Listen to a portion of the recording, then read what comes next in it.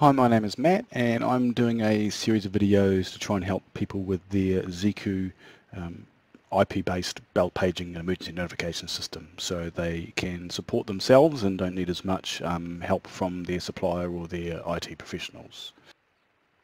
In this video we're going to be looking at adding audio tracks into the Zycoo IP audio dispatch console.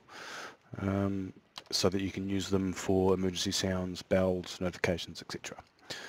So to do that we'll log into the console and you'll see on the side here we have console, music, meeting, task and alarm.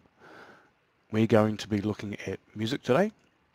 So if we click on music, you'll see across the top we've got music player, music collection, emergencies and alarm sounds.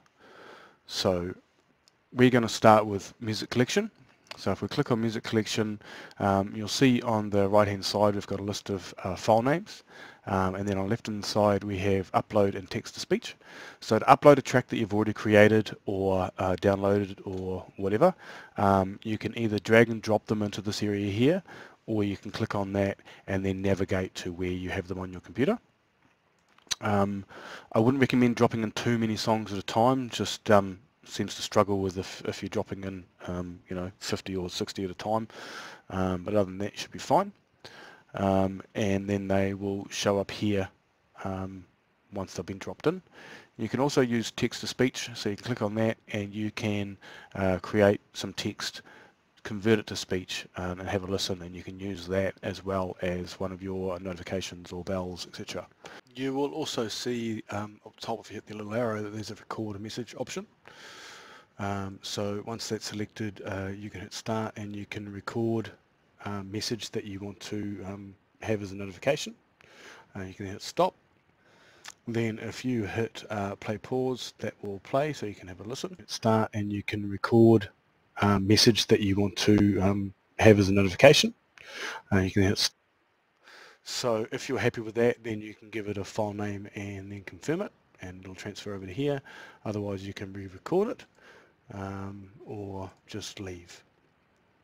So once you've added them in here, you'll see that on the side here they are in alphabetical order. The downside is you can't play them here, so if you've added them and someone else wants to have a listen to it before they create a playlist with it, so it can be used as a bell, unfortunately they can. They can edit what track file name it is, or they can delete it, and that's it. So once we've done that, we want to go to music player. With music player, this is where you add a track or a playlist to be used within the system. So to do that, we scroll to the bottom and they have their create plus sign at the bottom. So we click on that, and then you can put in a playlist name. Now if that's actually going to be multiple songs, then you can put your playlist name in here. If it's just going to be one song for a bell or a notification, normally what I do is I choose that song first. So I come in here and find the song that I'm after, and let's go with, today we're going to go with Santa Claus is Coming to Town because it's Christmas here at the moment. And then I give that playlist a name. And normally if it's just a single track, I name it the same thing as the track is, so there's no confusion. And you'll see after that there's no time given, which means for me the way I do it means that's the full track, the full song or the full notification or whatever. But if I click in here, you can see that I've also got like Alice Cooper, School's Out 21 seconds. So if I've got a time there, then that indicates that I've chopped out a specific part of the track, normally the chorus, so that when the bell goes, it's the chorus of the song rather than it starting with a long lead up or everything and not getting to the song itself when it starts.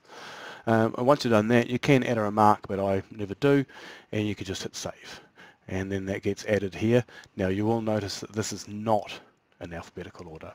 Can, however, now listen to the track. So you can select the track, and then if you come down here and hit the headphones, it should play for you now.